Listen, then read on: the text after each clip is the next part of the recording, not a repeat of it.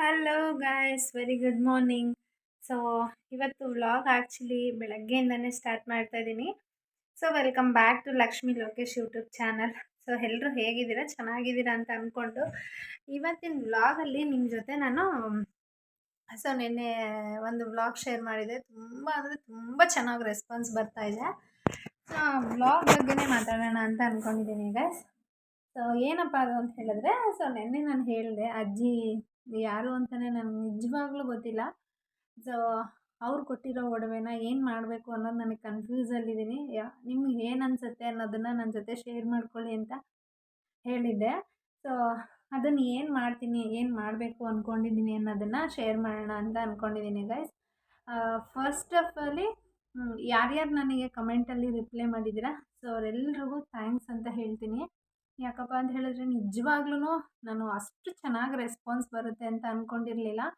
ತುಂಬ ಅಂದರೆ ತುಂಬ ಚೆನ್ನಾಗಿ ರೆಸ್ಪಾನ್ಸ್ ಬಂದಿದೆ. ಆಮೇಲೆ ಇನ್ನೊಂದೇನಪ್ಪ ಅಂತ ಹೇಳಿದ್ರೆ, ಸೊ ನನಗೆ ನನ್ನ ಹತ್ರ ಇರೋದು ಒಂದೇ ಫೋನಿಂದ ಇನ್ನೊಂದು ಫೋನಲ್ಲಿ ನನಗೆ ತೋರಿಸೋಷ್ಟು ಇದೆಲ್ಲ ಇಲ್ಲ. ಈಗ ಕೆಲವರು ಯೂಟ್ಯೂಬರ್ಸ್ ಅಂದರೆ ಎಲ್ಲರೂ ಎರಡೆರಡು ಫೋನ್ ಇಟ್ಕೊಂಡಿರ್ತಾರೆ. ಸೊ ಅವರು ನಿಮಗೆ ತೋರಿಸ್ತಾ ಇರ್ತಾರೆ, ಈ ಥರ ಮೆಸೇಜ್ ಬಂದಿದೆ, ಈ ಥರ ಎಲ್ಲ ಇದೆ ಅಂತ ಹೇಳಿ. ಸೊ ನಾನು ಆ ಥರ ತೋರ್ಸೋಕ್ಕೆ ನನ್ನ ಹತ್ರ ಏನು ಎರಡೆರಡು ಫೋನ್ ಇಲ್ಲ. ಸೊ ಹಾಗಾಗಿ ನನ್ನ ಹತ್ರ ಇರೋದು ಒಂದೇ ಫೋನು. ಬಟ್ ಕಳಿಸಿರೋ ಮೆಸೇಜ್ನ ನಾನು ಹೇಳ್ತೀನಿ. ಸೊ ನನಗೊಬ್ಬರು ಮೆಸೇಜ್ ಮಾಡಿದ್ದಾರೆ. ಬಟ್ ನಾನು ಯಾವುದೂ ಅವರು ಏನಂತಾರೆ, ಸೊ ಯಾವ ರೀತಿ ಹೇಳಿದ್ರು ನಾನು ಅಕ್ಸೆಪ್ಟ್ ಮಾಡ್ಕೊತೀನಿ. ಬಟ್ ನನಗೆ ಅವ್ರು ಹೆಂಗೆ ಹೇಳಿದ್ರು ನನಗೆ ತುಂಬಾ ಖುಷಿಯಾಗಿದೆ ಗೈಸ್. ಸೊ ಎಲ್ರಿಗೂ ನಾನು ಥ್ಯಾಂಕ್ಸ್ ಹೇಳೋಕ್ಕೆ ಇಷ್ಟಪಡ್ತೀನಿ. ಸೊ ಅವ್ರು ಏನು ಹೇಳಿದ್ದಾರೆ ಅಂದರೆ, ಒಬ್ರು ಹೇಳಿದ್ದಾರೆ, ಸಿಸ್ಟರ್ ಅವರು ನಿಮಗೆ ನಿಮ್ಮ ಒಳ್ಳೆತನನ ನೋಡಿ ಕೊಟ್ಟಿದ್ದಾರಲ್ವ, ಸೊ ಅದನ್ನು ನೀವೇ ಇಟ್ಕೊಳ್ಳಿ ಅಂತ ಒಬ್ರು ಹೇಳಿದ್ದಾರೆ. ಇನ್ನೊಬ್ರು ಹೇಳಿದ್ದಾರೆ, ನೀವು ಒಂದು ಹೆಲ್ಪಿಂಗ್ ನೇಚರ್ ಮಾಡಿರೋದಕ್ಕೆ ಅವರು ನಿಮಗೆ ಒಂದು ಆಶೀರ್ವಾದ ಅಂತ ಕೊಟ್ಟು ಹೋಗಿದ್ದಾರೆ. ಬಟ್ ಅದನ್ನು ಬೇರೆ ಯಾರಿಗೋ ಕೊಟ್ಟು ಅವರು ನಿಮಗೆ ಒಂದು ನಂಬಿಕೆಯಿಂದ ಅಥವಾ ನಿಮಗೆ ಒಂದು ಬ್ಲೆಸ್ಸಿಂಗಿಂದ ಕೊಟ್ಟಿದ್ದಾರೆ, ಅದನ್ನು ಹಾಳು ಮಾಡಬೇಡಿ ಅಂತಲೂ ಹೇಳ್ಕೊಂಡಿದ್ದಾರೆ. ಅದನ್ನು ನೀವೇ ಇಟ್ಕೊಳ್ಳಿ. ಅವ್ರಿಗೋಸ್ಕರ ನೀವೇನಾದರೂ ಬೇರೆಯವ್ರಿಗೆ ಯಾರಿಗಾದರೂ ಏನಾದರೂ ಮಾಡಬೇಕು ಅಂದರೆ ಸೊ ಅದನ್ನು ಬೇರೆ ರೀತಿ ಹೆಲ್ಪ್ ಮಾಡಿ ಅಂತ ಹೇಳಿದ್ದಾರೆ. ಇನ್ನೊಬ್ಬರು ಸಿಸ್ಟರ್ ನನಗೆ ಕಮೆಂಟ್ ಮಾಡಿದ್ದಾರೆ, ಈ ಕಾಲದಲ್ಲಿ ಇಷ್ಟೊಂದೆಲ್ಲ ರೇಟ್ ಇದೆ, ಈಗ ನೀನು ಕೊಡ್ತೀನಿ ಅಂತ ಹೇಳಿದ್ರೆ ನಿನ್ನಂಥ ದಡ್ಡಿ ಯಾರೂ ಇಲ್ಲ ಅಂತಲೂ ಕಮೆಂಟ್ ಮಾಡಿದ್ದಾರೆ. ಬಟ್ ನನಗೆ ಅದೇನು ಕೋಪ ಏನು ಬರಲಿಲ್ಲ. ಅಂದರೆ ನನಗೆ ಅಂದರೆ ಈ ಕಾಲದಲ್ಲಿ ಅದು ಇಟ್ಕೋಬಾರ್ದು ಆ ಥರ ಅಂತಲ್ಲ. ಪಾಪ ಅವರು ಅಷ್ಟು ಬಡತನದಲ್ಲಿದ್ದಾಗ ಅವ್ರು ನನಗೆ ಕೊಟ್ಟಿದ್ದಾರೆ ಅಂತ ನಾನು ಅದನ್ನು ಎಕ್ಸ್ಪೆಕ್ಟು ಮಾಡೋಕ್ಕಾಗ್ತಾ ಇಲ್ಲ. ಬಟ್ ಅದನ್ನೇನು ಮಾಡಬೇಕು ಅಂದ್ಕೊಂಡು ಕನ್ಫ್ಯೂಸನಲ್ಲಿದ್ದೀನಿ ಅಂತ ಹೇಳಿ ನಾನು ಕೇಳಿದ್ದಷ್ಟೇ. ಬಟ್ ನನಗೂ ಗೊತ್ತಿದೆ ಈಗೆಲ್ಲ ಗಗನಕ್ಕೇರಿದೆ. 1 ಗ್ರಾಮ್ ಬೆಲೆ ಬಂದು 12,000 13,000 ಇದೆ. ನಾವೀಗೆಲ್ಲ ಅಷ್ಟೊಂದು ತೊಗೊಳಕ್ಕಾಗುತ್ತಾ? ಸೊ ಆ ಇಂಟೆನ್ಷನಲ್ಲಿ ನಾನು ಕೇಳಿದ್ದಷ್ಟೇ.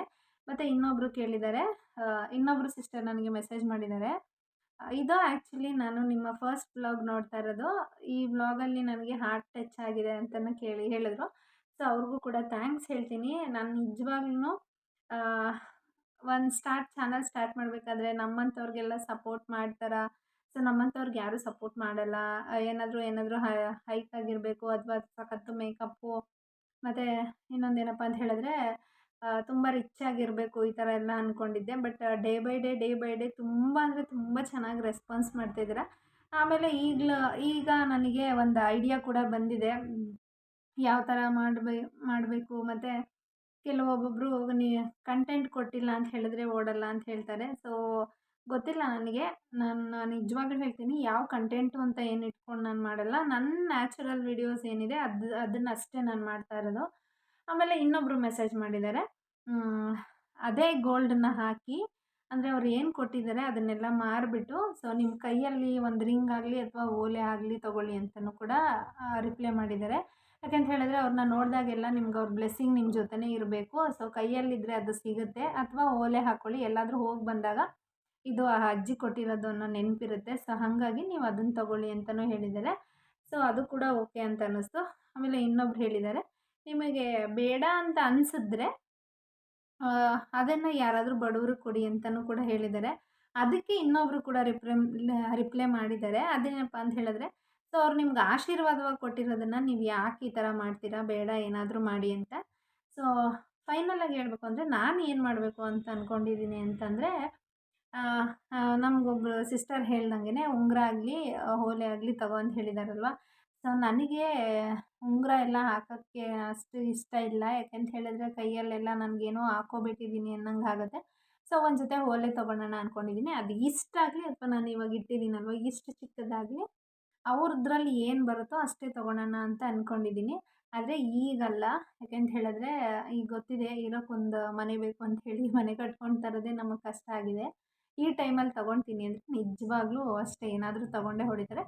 ಬಟ್ ತೊಗೊಂಡಾಗ ನಿಮ್ಮ ಜೊತೆ ಶೇರ್ ಮಾಡ್ಕೊತೀನಿ ಏನು ತೊಗೊಳ್ತೀನಿ ಅಂತ. ಸೊ ನಾನು ಅಂದ್ಕೊಂಡಂಗೆ ವ್ಯೂವರ್ಸ್ ಒಬ್ಬರು ನನಗೆ ಕಮೆಂಟ್ ಮಾಡಿದಾರಲ್ಲ ಉಂಗುರ ಆಗಲಿ ಓಲೆ ಆಗಲಿ ತೊಗೊಳ್ಳಿ ಅವ್ರ ನೆನಪಿಗಿರುತ್ತೆ ಅಂತ.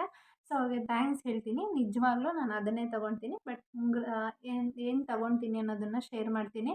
ಅದು ಬಂದು ಆ್ಯಕ್ಚುಲಿ ನಾನು ಇನ್ನೂ ಮನೆಗೂ ತಂದಿಲ್ಲ. ಸೊ ಅಂಗಡಿಲೇ ಕ್ಯಾಸ್ಟೇಬಲಲ್ಲೇ ಇದೆ. ಅದನ್ನು ತೆಗೆದು ಕೂಡ ನಾನು ಇನ್ನೂ ನೋಡಿಲ್ಲ. ಅಂದರೆ ನಿಮಗೆ ಶೇರ್ ಮಾಡಿರೋದಷ್ಟೇ. ಅದಾದಮೇಲೆ ಇವಾಗ ಸದ್ಯಕ್ಕೆ ಮನೆಗೆ ಏನೂ ತರೋದು ಬೇಡ, ಅಲ್ಲೇ ಇರಲಿ ಅಂತ ಇಟ್ಕೊಂಡಿದ್ದೀನಿ. ಯಾಕೆ ಅಲ್ಲೇ ಇಟ್ಟಿದ್ದೀನಿ ಅಂದರೆ ಒಂದು ವೇಳೆ ಮತ್ತೆ ಅವ್ರು ಬರ್ತಾರಾ ಅಂತಲೂ ಇಟ್ಟಿದ್ದೀನಿ. ಬಟ್ ಬರಲ್ಲ ಅನ್ನೋ ಹೋಪ್ ಇದೆ. ಯಾಕೆಂತ ಹೇಳಿದ್ರೆ ಅವ್ರ ಮಗ ಇವತ್ತು ಕೂಡ ಬಂದು ಇಲ್ಲ ನಮ್ಮ ತಾಯಿ ನೆನಪು ನೀವು ಏನು ಮಾಡಿದಿರೋ ನನಗೆ ಗೊತ್ತಿಲ್ಲ, ಬಟ್ ನೀವೇ ಇಟ್ಕೊಳ್ಳಿ ಅಂತೆಲ್ಲ ಮಾತಾಡಿ ಹೋಗಿದ್ದಾರೆ. ಸೊ ಹಾಗಾಗಿ ನಾನು ಆ ಒಡವೆಲಿ ನನಗೆ ಓಲೆ ತೊಗೋಬೇಕು ಅಂತ ಅಂದ್ಕೊಂಡಿದ್ದೀನಿ. ಮೆಸೇಜ್ ಮಾಡಿದವ್ರೆಲ್ರಿಗೂ ಕೂಡ ಥ್ಯಾಂಕ್ಸು. ಇದೇ ರೀತಿ ಸಪೋರ್ಟ್ ಮಾಡ್ತಾಯಿರಿ.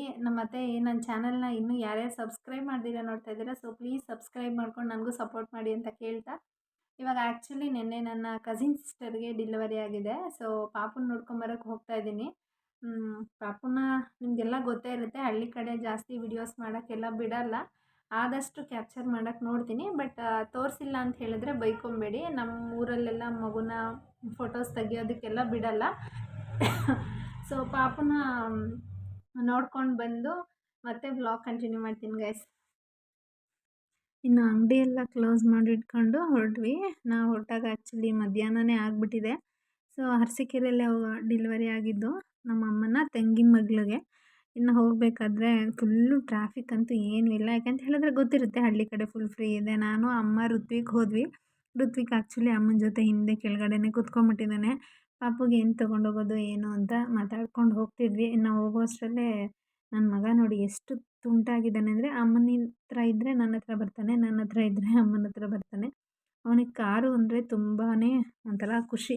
ಸೊ ಅವನಿಗೂ ಹುಷಾರಿರಲಿಲ್ಲ. ಸೊ ತೋರಿಸೋಣ ಅಂದ್ಕೊಂಡ್ವಿ. ಬಟ್ ಚೆನ್ನಾಗಿದ್ದಾನೆ ಅಂದ್ಕೊಂಡು ರಿಟರ್ನ್ ಬಂದ್ವಿ. ಸೊ ಹೋಗ್ತಾ ಬಟ್ಟೆ ತೊಗೊಂಡೋಗೋಣ ಅಂಥೇಳಿ ನಾವು ಹೋಗಿದ್ದೆ ಶಾರದಾ ಗಾರ್ಮೆಂಟ್ಸ್ಗೆ. ಸೊ ಇದು ಬಟ್ಟೆ ನೋಡಿ. ಸೊ ಇವಾಗ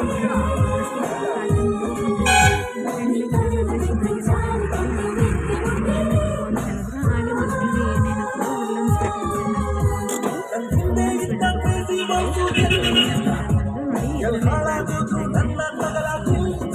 ಸ್ವೆಟರು ಎಲ್ಲ ಮಕ್ಕಳಿಗೆ ಉಲ್ಲನ್ ಬಟ್ಟೆಯಿಂದ ತುಂಬ ಬೆಚ್ಚಗಿರುತ್ತೆ. ಸೊ ಹಾಗಾಗಿ ನಾನು ಒಂದು ಜೊತೆ ಬಟ್ಟೆ ಮತ್ತು ಸ್ವೆಟ್ರ್ ಎಲ್ಲ ತಗೊಂಡು ನಾವು ಹೋಗಿದ್ದೆ ಜೇನ್ಕಲ್ ಅರಸೀಕೆರೆ ಹತ್ರ.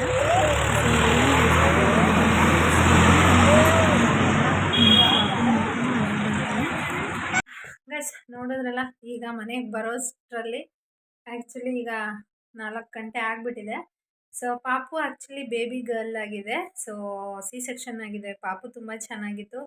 ಸೊ ಪಾಪು ವೆಯ್ಟ್ ಇತ್ತು ಅಂತ ಹೇಳಿ ಸಿ ಸೆಕ್ಷನ್ ಮಾಡಿದ್ದಾರೆ. ಪಾಪ ಪೈನಲ್ಲಿದ್ಲು. ಮತ್ತು ಇನ್ನೊಂದೇನಪ್ಪ ಅಂತ ಹೇಳಿದ್ರೆ ಮಗುನ ತೆಗಿಯೋಕ್ಕೆ ಅವ್ರ ಅತ್ತೆ ಎಲ್ಲ ಇದ್ರು, ವೀಡಿಯೋಸ್ ಮಾಡೋಕ್ಕೆ ಬಿಡೋಲ್ಲ. ನಮ್ಮಿಂದ ಇನ್ನೊಬ್ರಿಗೆ ತೊಂದರೆ ಆಗೋದು ಬೇಡ ಅಲ್ವಾ. ಸೊ ಹಾಗಾಗಿ ನಾನು ಅಮ್ಮ ಫಸ್ಟೇ ಹೇಳಿದ್ರು ಬೇಡ ವೀಡಿಯೋಸ್ ಎಲ್ಲ ಏನು ತೆಗಿಯೋಕ್ಕೆ ಹೋಗಬೇಡ, ಅವ್ರು ನಮಗೆ ಸಪೋರ್ಟ್ ಮಾಡ್ತಾರೆ ಅಂದರೆ ಮಾಡ್ಬೋದು, ಬಟ್ ಮಾಡಲ್ಲ ಅಂದಾಗ ಬೇಡ, ಯಾಕೆ ಬೇಜಾರು ಮಾಡ್ಕೊಂಡು ತೆಗಿಬೇಕು ಅಂತ ಹೇಳಿ ತೆಗಿಲಿಲ್ಲ. ನಾವು ಹೋಗಿದ್ದು ಅರಸೀಕೆರೆ ಹತ್ರ ಜೇನ್ಕಲ್ ಹಾಸ್ಪಿಟಲಲ್ಲಿ. ನಿನ್ನೆ ಬೆಳಗ್ಗೆ 6 ಗಂಟೆಗೆ ಆಗಿರೋದು. ಬಟ್ ನನಗೆ ಗೊತ್ತಾಗಿದ್ದು ಇವತ್ತು ಬೆಳಗ್ಗೆ ಗೊತ್ತಾಯಿತು. ಸೊ ಹಾಗಾಗಿ ಮಧ್ಯಾಹ್ನ ಹೋಗಿ ನೋಡ್ಕೊಂಡು ಬಂದ್ವಿ. ಹೆಣ್ಣು ಮಗು ಆಗಿದೆ, ತುಂಬ ಚೆನ್ನಾಗಿತ್ತು. ಅವರು ಕೂಡ ತುಂಬ ಖುಷಿ ಪಡ್ತಾಯಿದ್ರು. ಅವ್ರ ಮನೇಲಿ ಎಲ್ಲ ಗಂಡು ಮಗುನೇ ಆಗಿರೋದ್ರಿಂದ ಇದು ಫಸ್ಟ್ ಬೇಬಿ ಗರ್ಲು. ತುಂಬ ಖುಷಿಯಾಗಿದ್ದರು. ಇನ್ನು ಇವತ್ತಿನ ವ್ಲಾಗ್ ಇಲ್ಲಿಗೆ ಮುಗಿಸ್ತಾ ಇದ್ದೀನಿ. ನಿಮ್ಮ ಜೊತೆ ಶೇರ್ ಮಾಡಿದ್ದೀನಿ ಈಗಾಗಲೇ ನಾನು ಒಡವೆ ಏನು ತೊಗೊಳ್ತಿದ್ದೀನಿ ಅಂತ ಹೇಳಿ. ಸೊ ಅದು ತೊಗೊಂಡಾಗ ಖಂಡಿತ ನಿಮಗೆ ಶೇರ್ ಮಾಡ್ತೀನಿ. ಇದೇ ರೀತಿ ಸಪೋರ್ಟ್ ಮಾಡ್ತಾಯಿರಿ. ನನಗಂತೂ ನಿಜವಾಗ್ಲೂ ನಿನ್ನೆ ಎಷ್ಟು ಜನ ಮೆಸೇಜ್ ಮಾಡಿದ್ದೀರ ಅಂದರೆ ಸುಮಾರು ನೀವು ಹೋಗಿ ನೋಡ್ಬೋದು. ನಿನ್ನೆ ವ್ಲಾಗ್ಗೆ ಆಲ್ಮೋಸ್ಟ್ ಒಂದು 20 ಜನ ಮೆಸೇಜ್ ಮಾಡಿದ್ದೀರ. 20 ಜನಕ್ಕೂ ಕೂಡ ನನಗೆ ಕೇಳಿ ಖುಷಿ ಆಯಿತು. ತುಂಬ ಚೆನ್ನಾಗೂ ರೆಸ್ಪಾನ್ಸ್ ಮಾಡಿದ್ದೀರಾ. ಥ್ಯಾಂಕ್ಸ್. ಎಲ್ಲರೂ ಇದೇ ರೀತಿ ಸಪೋರ್ಟ್ ಮಾಡ್ತಾಯಿರಿ. ನಾನು ಯಾವತ್ತೂ ಚಿರಋಣಿಯಾಗಿರ್ತೀನಿ. ನಾನು ಹೇಳಿರೋದ್ರಲ್ಲಿ ಬೈ ಮಿಸ್ಸಾಗಿ ಏನಾದರೂ ತಪ್ಪಾಗಿ ಮಾತಾಡಿದ್ರೂ ಕೂಡ ಸಾರಿ. ಯಾಕೆಂತ ಹೇಳಿದ್ರೆ ಫ್ರೆಷರ್ಸ್‌ಗೆ ನಿಮ್ಗೆ ಗೊತ್ತಿರುತ್ತೆ. ಸೊ ಹೊಸ್ದಾಗಿ ಮಾತಾಡುವಾಗ ಅಥವಾ ಚಾನಲ್ ಸ್ಟಾರ್ಟ್ ಮಾಡಿದಾಗ ಏನಾದರೂ ಮಿಸ್ ಆಗಿರುತ್ತೆ ಅಂತ ಹೇಳಿ ಸೊ ಸಾರಿ ಕೇಳ್ತೀನಿ. ಹಾಗೆ ಇನ್ನೊಂದೇನಪ್ಪ ಅಂತ ಹೇಳಿದ್ರೆ, ಇನ್ನೊಬ್ಬರು ಬ್ರದರ್ ನೆನ್ನೆ ನನಗೆ ಒಂದು ಕಮೆಂಟ್ ಮಾಡಿದರು. ಅದು ಏನಪ್ಪ ಅಂತ ಹೇಳಿದ್ರೆ, ಗ್ರಾನೈಟ್ ಹಾಕ್ಸಿದ್ದೀನಿ ಅಂತಲೂ ಅಂತೀಯಾ, ಟೈಲ್ಸ್ ಹಾಕ್ಸಿದ್ದೀನಿ ಅಂತಲೂ ಅಂತೀಯಾ, ಯಾವುದಾದ್ರೂ ಒಂದು ಹೇಳಮ್ಮ ತಾಯಿ ಅಂತ. ಬಟ್ ನನಗವಾಗ ಒಂದು ಕ್ಷಣಕ್ಕೆ ಪಟ್ಟಂತ ಬೇಜಾರಾಗುತ್ತೆ. ಆಮೇಲೆ ನನ್ನ ತಲೆ ಕೆಡಿಸ್ಕೊಳ್ಳಿಲ್ಲ.